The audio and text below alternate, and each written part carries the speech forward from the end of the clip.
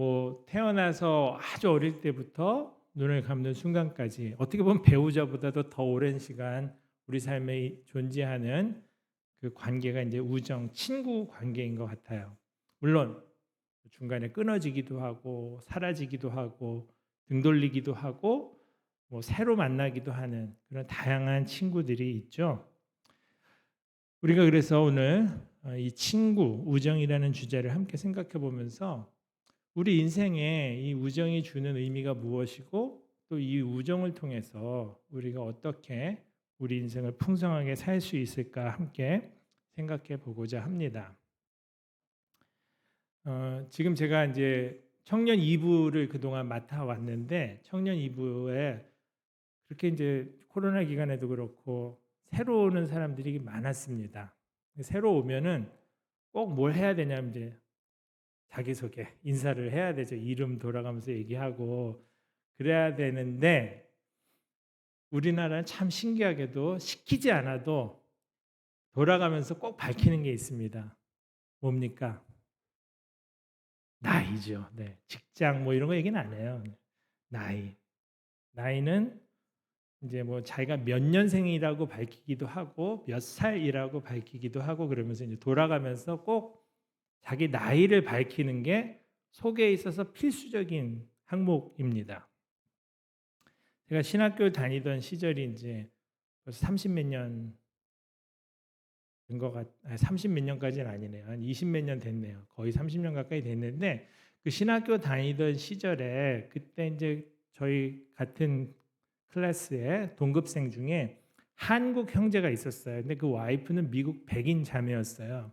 이 백인 와이프가 아내가 한국에서 몇 년 산 적이 있었습니다. 저한테 한국 사람들하고 대화를 하다 보면은 한국 사람들이 꼭 물어보는 게 있대요. 뭘까요? 실례지만 몇 살이신가요? 요 나이를 꼭 물어본다는 겁니다. 지금 소개할 때도 알아서 나이를 밝히고 또 대화를 하다 보면은 상대방한테 나이를 물어보는 거 이게 한국에서는 굉장히 중요한 이 신상파악 그러니까 호구 조사할 때 꼭 빠지지 않는 게 나이라는 거죠. 왜 그럴까요? 왜 나이를 알아야만 할까요? 그래야 내가 저 사람을 어떻게 대해야 되는지가 좀 정해지지 않습니까? 물론 첫 만나면 무슨 존댓말 하고 그래야 되지만 이 나이 차이 위아래를 좀 밝혀야 이 사람과 내가 어떻게 관계를 맺어야 실수를 안 하는 건지 결례가 안 될지를 정리를 해줄 수 있기 때문인 것 같습니다. 왜냐하면 우리나라는 존댓말이라는 게 있잖아요. 말 함부로 놓을 수가 없잖아요. 근데 이게 신기한 게 어린이들 노는 놀이터에 가도 너 몇 살인데 막 이러면서 아이들끼리 이제 싸우는 걸 볼 수 있어요. 4살, 5살짜리가 서로 위아래를 밝히면서 이제 서로 옥신각신하는 경우도 있습니다. 우리나라는 이처럼 나이라는 변수가 대인 관계에 미치는 게 너무나 크기 때문에 동갑이 아니고서는 친구라고 생각을 잘 안 하죠. 그래서 나이를 초월해서 친구가 된다는 발상 자체가 흔치 않은 것 같습니다. 근데 이제 한국 문화를 벗어나면은 존댓말이 없는 문화에 가면은 벌써 나이 차이에도 불구하고 서로를 대하는 게 우리나라보다 훨씬 자연스러워지고 사람 대할 때 그렇게 경직되지 않는 것 같아요. 지금 이제 한국 사회는 특별히 세대 갈등 때문에 굉장히 많은 긴장들을 하고 지내고 직장을 가도 그렇고 뭐 어디를 가도 그렇고 뭐 요즘엔 가정에서도 또 뭐 친척들 만날 때도 그렇고 나이 때문에 생기는 긴장이 굉장히 많은 것 같습니다. 그런데 저는 이제 나이를 먹으면서 이제는 50대보다는 60대가 가까워지고 있는 이제 상황인데 이렇게 늙으면서 제 마음속에 드는 생각이 우정은 나이를 초월해서도 가능할 뿐만 아니라 나이를 초월한 우정도 필요하다는 것을 점점점 많이 느끼고 있습니다. 빅토르 위고라는 그 프랑스의 소설가 있죠. 장발장 뭐 이런 그 레미제라블 장발장이 아니고 레미제라블이라든지 뭐 유명한 소설을 남겼던 빅토르 위고가 이런 말을 했습니다. 인생에서 가장 큰 행복은 우리가 있는 그대로 아니 어쩌면 우리 본 모습에도 불구하고 사랑받고 있다는 확신이다. 우리 인생에서 가장 큰 행복은 우리가 있는 그대로 사랑받는다는 확신. 아니 어쩌면 우리의 본 모습에도 불구하고 사랑받는다는 확신이다라고 말을 했습니다. 사실 우리는 내가 있는 모습 그대로 남한테 용납된다는 거 경험하기가 쉽지 않습니다. 가까운 배우자도 계속해서 똑같은 게 반복될 때 그 사람 인내하기가 어렵고 싸움이 나기 마련이고 오해가 생기기 마련입니다. 그래서 우리는 늘 내가 아닌 남이 돼야 하고 가면을 써야 된다는 그런 생각 속에 살기가 쉬워요. 우리가 이제 어려서부터 계속 어른이 되고 또 나이 들어서 50대, 60대가 되더라도 사람은 계속해서 성장해야 됩니다. 성장이 멈추면 안 되거든요. 사람은 계속 성숙하고 성장해야 되는데 이 성장 과정에서 굉장히 중요한 과제 중에 하나가 자기를 건강하게 사랑하는 법을 배우는 거라고 생각해요. 자기를 사랑하는 거, 자기를 존중하는 거, 자기를 아는 거, 내가 뭘 좋아하고 내가 어떤 사람인지를 아는 거, 이게 성장하는 과정에 성숙 과정에서 굉장히 중요한 그런 요소라고 생각합니다. 이런 자기 사랑이라는 거는 근데 굉장히 왜곡되기가 쉬워서 자칫 자기 연민으로 빠지거나 아니면 자기 혐오로 빠지는 경우가 흔합니다. 자기 연민으로 빠지면 자기는 이제 불쌍한 사람이고 자기는 피해자고 나만 불행하고 그런 자기 중심적인 그런 쳇바퀴에서 막 빠져나오지 못하게 되고 또 반대로 자기를 사랑하지 못하는 다른 모습 중에 하나가 자기 혐오인데 이렇게 자기를 미워하면서 자기를 못 받아들이면서 못마땅해하면서 고통하는 그런 경우들이 흔히 일어납니다. 그래서 우리가 건강하게 우정을 맺고 관계를 사람들하고 아름답게 맺어가려면 굉장히 중요한 게 이제 자기를 건강하게 받아들이고 이해하고 용납하는 것이라고 생각합니다. 남을 온전히 사랑하기 위해서 첫 번째로 중요한 게 자기를 존중하고 아끼고 사랑하는 법을 배워야 한다는 것입니다. 건강한 자존감이 그래서 중요합니다. 건강한 자존감이라는 것은 내가 얼마나 가치 있는 사람이고 소중한 존재인가를 아는 거예요. 내가 내 자체로 남이 되지 않아도 그냥 나는 나 자신으로 중요하고 소중하고 사랑받을 가치가 있는 존재라는 믿음을 갖는 것입니다. 그래서 자신감 있고 당당하고 뻔뻔해지는 거죠. 내가 남일 필요가 없기 때문에 또 남의 인정을 받기 위해서 과장하고 막 사람들한테 위선을 하고 이중적인 삶을 살 필요가 없이 그냥 나답게 살면 되는 것. 그게 건강한 자존감이 있는 사람의 모습입니다. 예수님은 이제 그 사랑의 출발을 12절에 이렇게 말씀하고 있어요. 내가 너희를 사랑한 것 같이 너희도 서로 사랑하라. 우리가 남을 사랑하기 위해서 제일 먼저 중요한 출발점의 사랑은 예수님이 우리를 사랑해 주시는 그 사랑입니다. 예수님의 사랑을 알면 알수록 그 사랑이 자꾸 노출될수록 그 사랑을 경험할수록 그 사랑에 부딪힐수록 우리에게는 중심에서 변화가 일어나기 시작한다는 거죠. 내 망가졌던 자아가 회복되기 시작하는 것입니다. 주님의 사랑이 모든 것의 출발이 되는 것입니다. 그거를 보고 경험하고 깨닫고 받아들일 때 우리는 건강한 자존감을 가지게 되고 그것이 남을 사랑할 수 있는 출발점이 되고 기초가 되는 것입니다. 그런데 이게 그렇게 쉬운 일이 아닌 것 같아요. 우리 주변에 보면은 주님의 사랑을 잘 깨닫고 경험하고 그 사랑으로 주님의 사랑으로 인해서 참 사람이 회복되고 멋있어지는 그런 사람을 보는 게 흔치 않습니다. 계속해서 자기의 그 부족한 우물에서 막 쩔쩔매면서 물을 길어서 살기 때문에 주님의 사랑이라는 풍성한 거기에서 자기 존재를 유지하는 게 아니라 그냥 근근히 살아가는 경우가 너무 많다는 거죠. 우리 주변에서 그래서 이렇게 주님의 사랑을 풍성히 경험하고 그 사랑으로 인해서 꽃피고 아름답게 살아가는 사람을 보는 것은 많지 않은 것 같아요. 그렇기 때문에 우리도 우리 자신의 이제 인생을 돌아보면 마찬가지일 거라고 생각합니다. 우리도 과연 나의 경우도 주님의 사랑을 충분히 누리고 경험하고 그로 인해서 변화되고 있는가? 그것이 나를 새롭게 정의하는, 나의 존재를 정의하는 새로운 그런 정체성이 되고 있는가? 그 질문을 늘 해야 한다고 생각합니다. 주님의 사랑이 분명히 우리 안에 있지만 그걸 가리는 게 참 많아요. 첫 번째로는 우리 부모님이 우리를 사랑해 주시고 열심히 희생해서 우리를 먹이고 입히고 가르치시는 헌신을 하셨지만 부모님도 부족하신 분들이라 여러 가지 우리는 결핍도 경험했고 왜곡도 경험했고 많은 문제들을 가정에서도 겪고 컸습니다. 그러니까 가정에서 형성된 부정적인 것들이 있어요. 가정에서 우리가 얻은 수많은 긍정적인 것들이 있음에도 불구하고 동시에 상처받은 것들 있습니다. 그뿐인가요?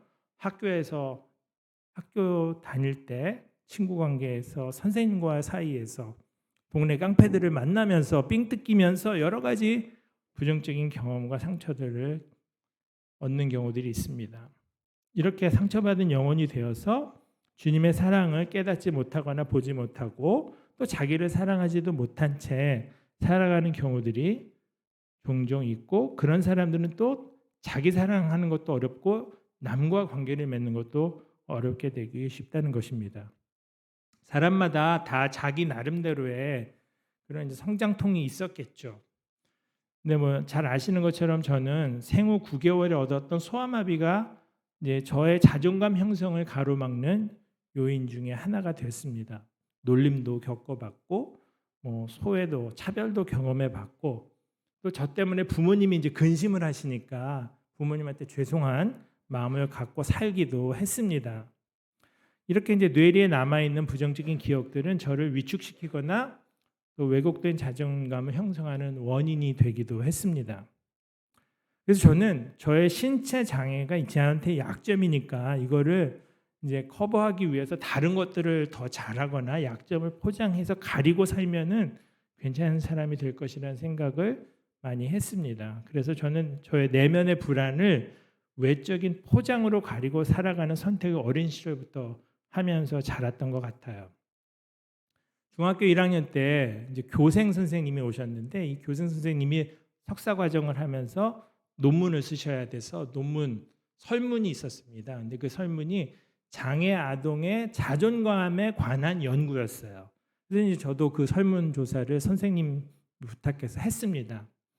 저는 이제 거기 여러 가지 질문들이 나오는 거를 답을 하면서 저는 뭐 나름대로 똑똑하고 친구들 사이에서 잘 지내고 있다고 생각했고 내 자존감은 높다고 생각을 했었는데 막상 분석 결과를 받고 적잖이 당황했던 기억이 납니다. 저는 이렇게 포장하면서 잘 지낸다고 생각하고 있었지만 내면에는 불안이 있었고 내 속마음이 마치 그 조사 결과에서 엑스레이처럼 찍힌 것 같아가지고 상당히 놀랐던 기억이 있습니다. 그래서 저는 이 두 가지 자아 속에서 불안한 내면의 자아와 겉으로 인정받으면서 선생님들한테 뭐 칭찬받거나 성적을 괜찮게 받거나 그러면서 그게 이제 저의 존재감을 형성하는 것처럼 하는 이 이중 세계 속에서 살아가다가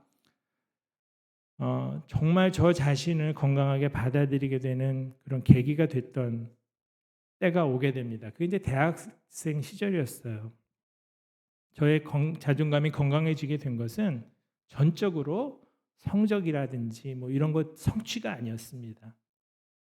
그냥 저를 하나의 사람으로 친구로 있는 그대로 받아주었던 친구들 덕분이었어요.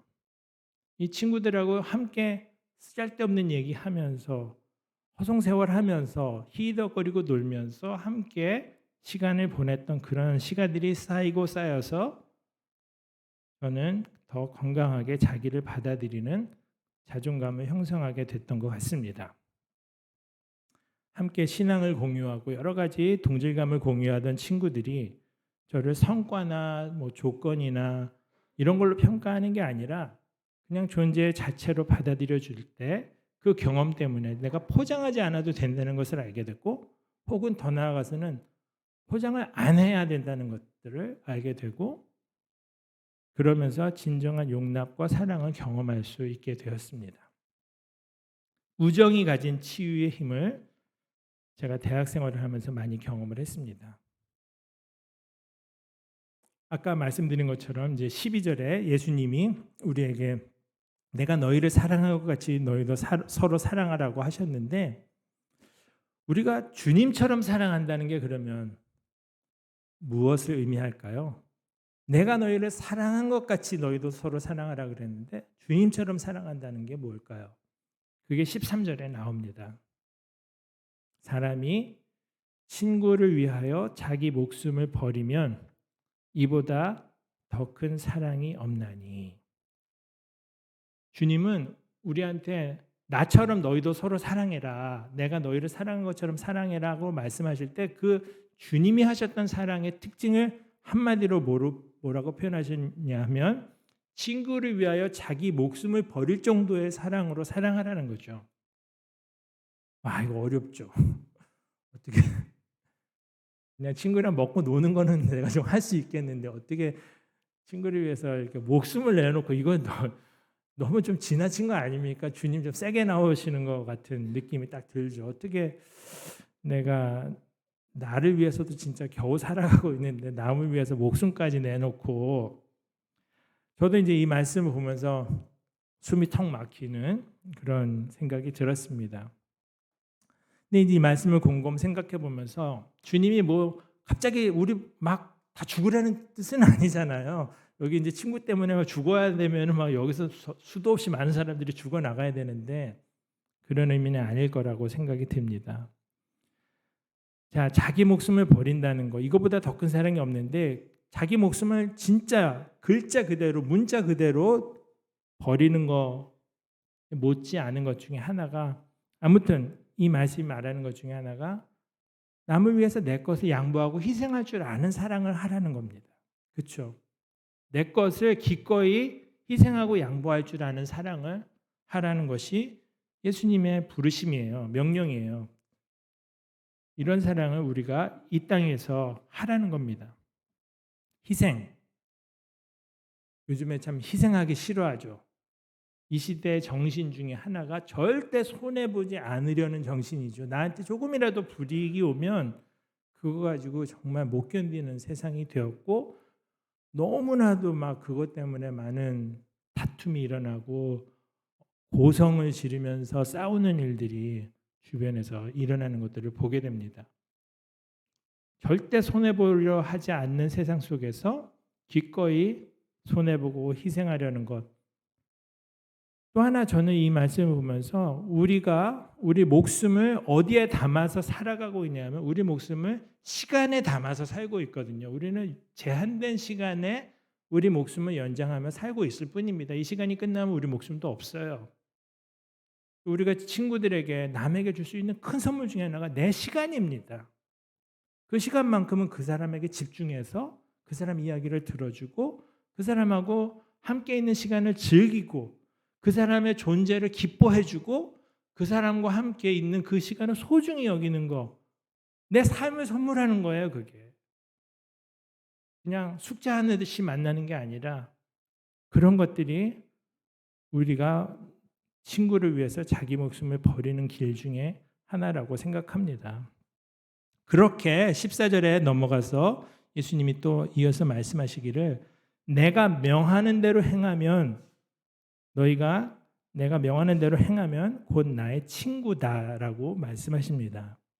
내가 명하는 대로 행한다는 게 무슨 뜻입니까? 내가 너희 서로 사랑하라고 했는데 너희가 서로 사랑하면 곧 나의 친구다 그렇게 말씀하시는 거예요. 내가 명하는 대로 너희가 서로 사랑하면 그러면 주님이 우리를 친구로 받아주신다는 거죠. 와, 이제 친구 중에 이제 정말 대박 아닙니까? 우리 예수님이 우리의 친구라니. 여러분들 친구 중에 좀 힘 있고 유력한 친구 좀 있습니까? 뭐 어디 이제 관직에 높게 갔다든지, 뭐 크게 출세해서 뭐 어떻게 어디에 뭐 그 돈 많은 사람 리스트에 나온다든지, 혹은 TV에서 늘 볼 수 있는 사람이라든지 있을지 모르겠어요. 예수님이 우리에게 너희는 내가 명하는 대로 행하면 곧 나의 친구라. 와, 우리가 예수님과 친구 먹을 수 있다니 엄청난 그런 말씀을 해 주셨습니다. 서로 사랑할 때 주님은 우리를 주님의 친구로 불러주신다고 했습니다. 주님이 사랑하시는 분이니까 주님의 친구도 서로 사랑하는 사람들인 거예요. 친구끼리 닮으니까. 그러면서 이제 15절에 이제부터는 너희를 종이라 하지 아니하리니 종은 주인이 하는 것을 알지 못함이라 너희를 친구라 하였노니 내가 내 아버지께 들은 것을 다 너희에게 알게 하였습니다. 이렇게 말씀하십니다. 종은 사실은 이제 주인이 무슨 생각을 하는지 알 수도 없고 그냥 시키는 일만 하면 되는 존재인 거죠. 주님은 우리를 그렇게 종으로, 물론 우리 정체성 중에 하나가 주님의 종이기도 합니다. 그리고 주님의 자녀기도 하고, 근데 오늘 본문에서는 주님의 친구로 묘사가 되고 있어요. 우리가 그 친구의 특징이 뭐냐면은 친구의 속마음을 알 수 있는 존재라는 거죠. 그 사람이 생각하고 있는 거, 알고 있는 것들을 다 전해 들을 수 있는, 정보를 공유하는 관계. 친구들은 그런 관계죠. 만나가지고 막 하고 싶은 얘기가 많지 않습니까? 내가 어디 가서 겪었던 일, 어디 가서 들은 일, 어디서 본 거 이런 것들을 나누고 싶은 존재가 바로 친구 아니겠습니까? 예수님은 우리를 그런 친구로 흉어물 없이 모든 속마음을 다 털어놓을 수 있는 관계로 초대를 하신 것입니다. 16절에 너희가 나를 택한 게 아니고 내가 너희를 택하여 세웠다. 우정은 우리가 택한 사람과만 맺게 되는 게 아니더라고요. 돌아보면 어떨 때 내가 선택을 받아요. 그 상대방 때문에 내가 그 사람과 친구가 되는 경우도 많습니다. 내가 관심이 있어서 그 사람에게 접근해갖고 혹은 또 우연한 기회에 자연스럽게 친구가 되는 경우도 있지만 누군가 나에게 다가와서 친구가 되는 경우도 많이 있습니다. 예수님이 이렇게 말씀하고 있어요. 16절에 너희가 나를 택한 것이 아니요 내가 너희를 택하여 세웠나니 무엇 때문에? 너희로 가서 열매를 맺게 하고 또 너희 열매가 항상 있게 하여 내 아버지께 내 이름으로 아버지께 무엇을 구하든지 다 받게 하려 함이라 이렇게 말씀하고 있습니다. 우정이라는 것은 내가 고른 사람을 만나는 게 아니고 어떻게 보면 이제 선택을 당하는 특징도 있다는 것을 말하고 있습니다. 그리고 그 우정 때문에 주님께 주님의 이름으로 아버지께 내 이름으로 구하면 다 받을 수 있다. 친구의 아버지니까. 그렇죠? 이런 특별한 관계와 특권을 우정을 통해서 주님이 주시겠다고 말씀하신 것입니다. 그런데 제가 이제 이 부분을 다시 생각하면서 친구의 특징 중에 하나가 친구는 이제 한 사람이 다른 한 사람을 일방적으로 도와주는 관계는 아니에요. 친구는 상당히 평등하고 서로 주고받고 하는 관계입니다. 누가 누구를 가르치고 누가 누구를 먹여주고 이런 관계는 친구가 되기 어렵습니다. 친구는 정말 굉장히 수평적인 관계이거든요. 친구는 또 건강하게 상호 의존하면서 서로를 필요로 하는 관계입니다. 사람은 독립성과 의존성이 다 공존하고 있는 존재예요. 100% 의존하는 사람도 불행하고 남이 너무 불편해서 그냥 혼자 있어야만 되는 존재도 불행합니다. 사람은 적절하게 남과 같이 있고 싶고 적절하게 혼자 있고 싶은 이런 것들을 왔다 갔다 하면서 사는 게 정상인 거예요. 일반적인 거예요. 근데 친구 관계는 건강한 상호 의존을 경험하게 해주는 관계입니다. 내가 그렇게 적절한 건강한 상호 의존을 경험할 때 행복하다는 것을 알게 되고 건강한 인격체로 자라게 도와주는 것이죠. 좋은 관계는 그래서 적절하게 의존하면서도 또 건강한 경계선을 갖고 있는 그런 공존하는 관계라고 할 수 있습니다. 제가 좋아하는 이제 옛날 팝송 중에 앤 머레이라고 하는 캐나다의 여자분이 부른 You Needed Me라고 하는 노래가 있어요. 아마 노래가 이렇게 들어보시면 이 노래 다 아실 거예요. 약간 미소 지으시는 분들, 저랑 연배 비슷하신 분들이 다 아시는 것 같아요. 78년도에 나온 노래인데 제가 이제 그 노래를 그냥 멜로디도 편안하고 좋으니까 이제 듣다가 어느 날 그 노래를 가사를 유심히 생각하면서 듣는데 그 가사가 너무너무 마음에 와닿아갖고 그 밤에 주책맞게 거실에서 막 눈물을 흘려가면서 듣고 또 듣고 했던 적이 있었거든요. 근데 이제 그 노랫말이 뭐냐면은 내가 눈물 흘렸을 때 당신은 내 눈물을 닦아주었고 그리고 내가 이제 정신을 차릴 수 있도록 해주었고 내가 영혼을 팔았었는데 그 영혼을 다시 되사서 돌려주었고 나를 세워주고 나에게 존엄성을 갖게 해줬다. 이런 이제 고백들이에요. 그런데 그 중에 어찌된 일인지 당신은 나를 필요로 했다. 이 고백이 딱 나와요. 그 사람이 나한테 막 해준 것들이 나오다가 갑자기 마지막에 근데 당신은 나를 또 필요로 했다는 얘기가 딱 나오는 거예요. 근데 저는 이제 이때 이 당신이 예수님이라는 생각을 하면서 그렇게 감동을 했었던 건데 예수님이 우리한테 이제 친구라고 했으니까 친구는 이제 서로를 필요로 하는 존재인데 예수님은 내가 필요 있을까요? 사실? 우리는 예수님 필요한 거 맞죠. 특별히 이제 어려울수록 필요하죠. 힘들 때 예수님 절실히 필요한데 예수님은 우리가 필요가 있을까요? 사실 온 세상의 주인이시고 모든 걸 다 가지신 분이 아쉬울 게 없는 분이 왜 우리를 필요로 하실까요? 이거는 정말 너무나 신비스러운 그런 영역인 것 같아요. 여기 노랫말에 나오는 것처럼 나의 어려운 시기에 나의 모든 것이 되어줬던 친구가 있는데 그 친구가 나를 필요로 하는 존재라는 것을 경험할 때 나의 존재감은 확인되고 꼽히게 됩니다. 내가 그냥 남한테 늘 부족하고 연약해서 도움만 받아야 되는 그런 존재가 아니라 내 존재가 또 남에게 도움이 되고 의미가 있다는 것을 발견하는 순간 우리의 영혼은 살 힘을 얻게 되는 거죠. 이렇게 진정한 사랑이라는 것은 서로의 존재가 서로에게 필요하고 힘이 되는 상호 의존의 관계라고 할 수 있습니다. 이런 상호 의존의 힘을 경험하게 해주는 것이 우정입니다. 나도 친구에게 영향을 주고 친구도 나에게 영향을 주고 한쪽은 주기만 하고 한쪽은 받기만 하는 그런 일방적 관계가 아니라 서로 주고받는 관계가 우정입니다. 특별한 안건 없이도 만나고 쓸데없는 일을 하면서 서로 시간도 낭비할 수 있고 철없는 일들을 하면서 바보가 될 수 있는 자유를 누리는 관계가 이제 우정인 거죠. 나이 먹으면서 이제 중요한 게 취미랑 친구라고 하더라고요.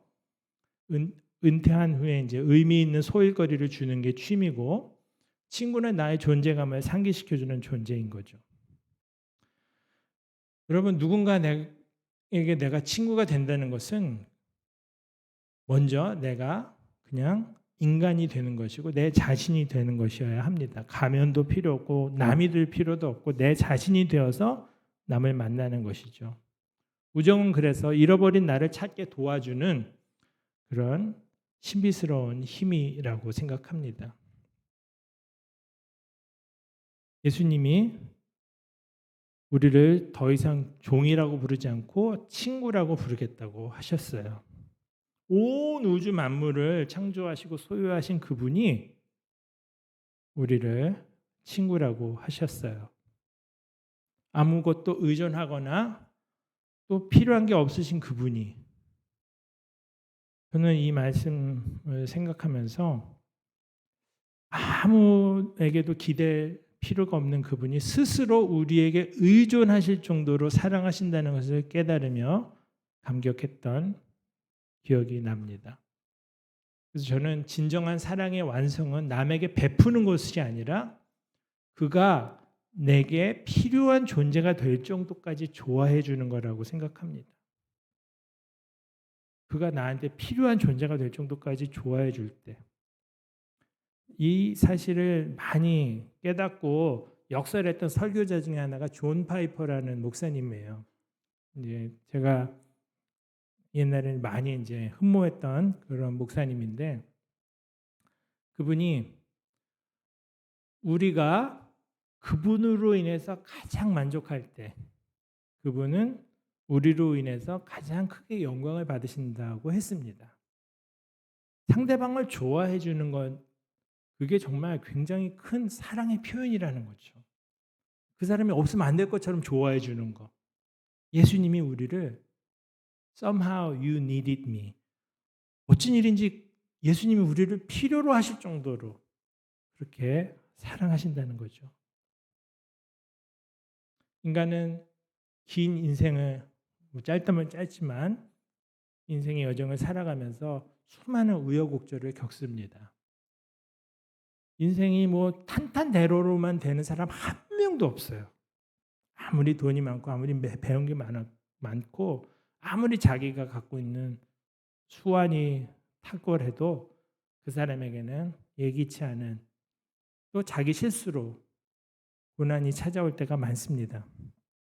딱 2달 전에 아내가 갑자기 이제 입원을 하게 됐어요.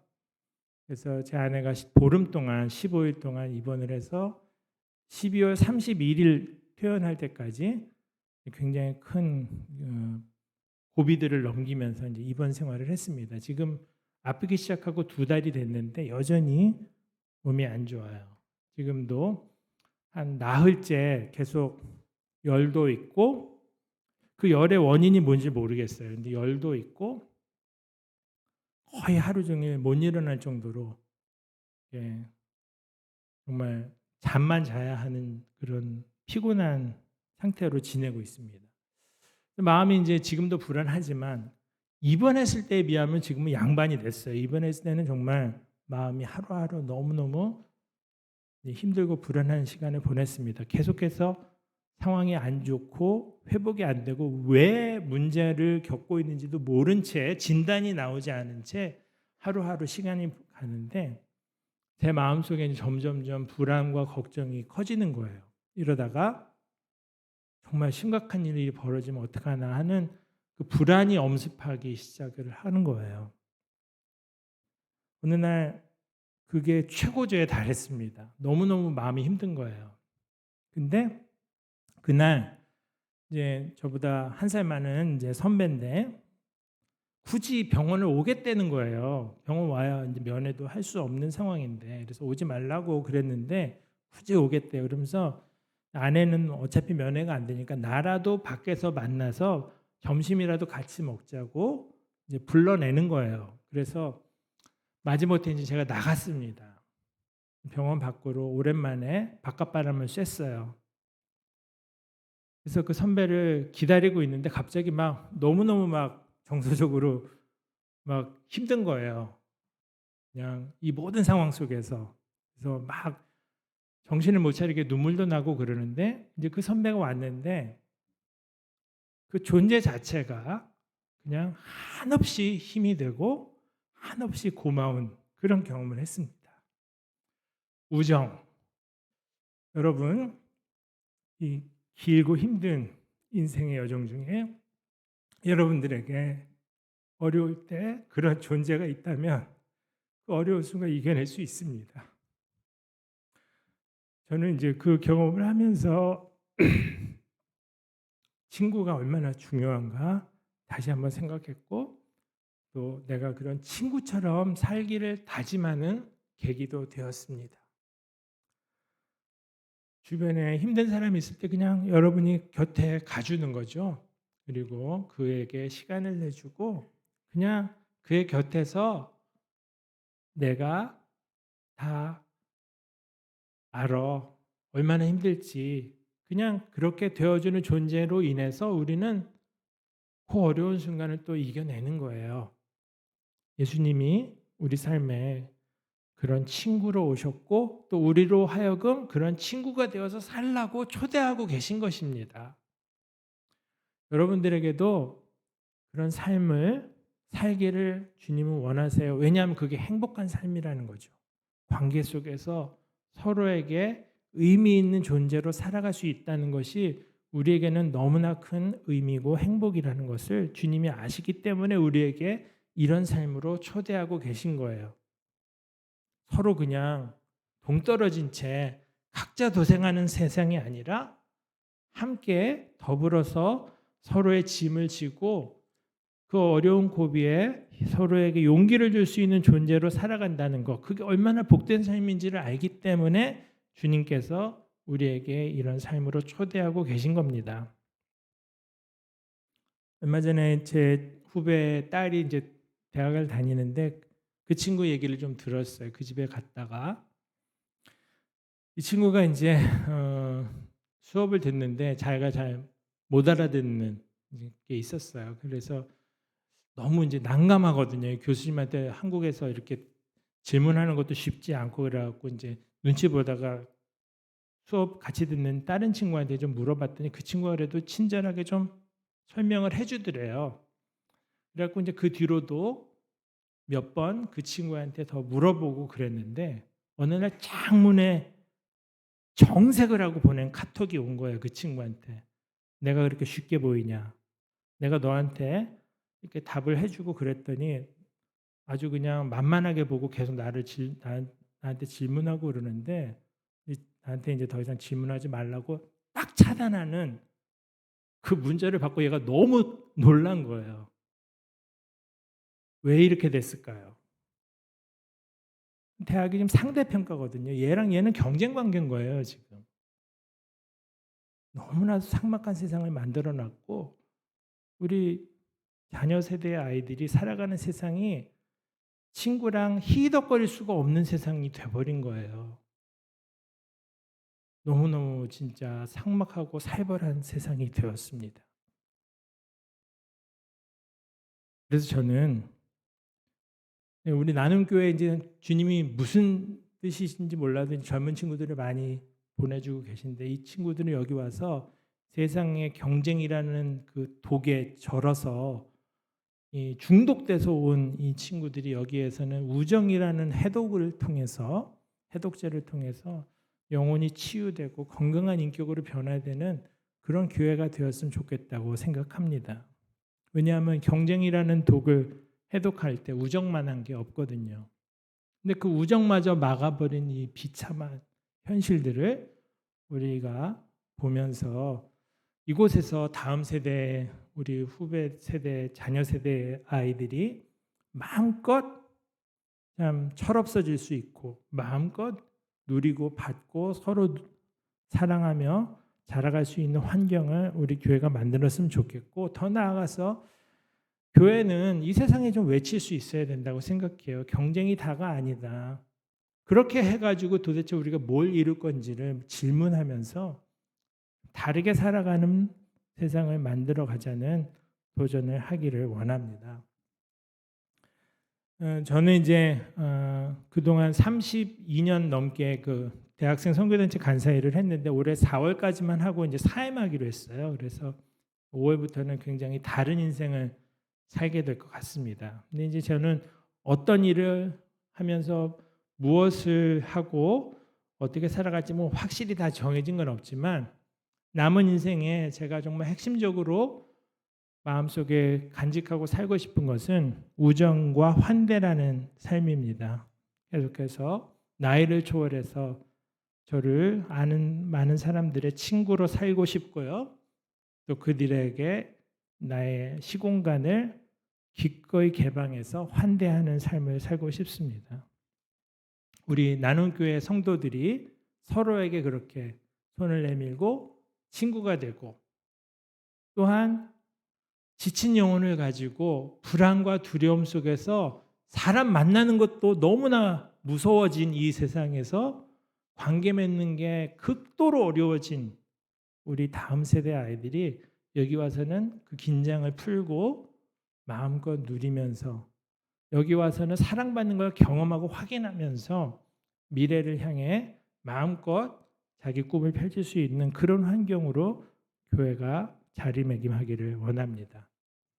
우정이라는 것, 하나님이 우리에게 주신 정말 살아가는데 정말 정말 중요한 그런 원칙이고 또 우리 삶의 오아시스 같은 그런 축복이라고 생각합니다. 같이 우리 찬송가 369장 찬송하겠습니다.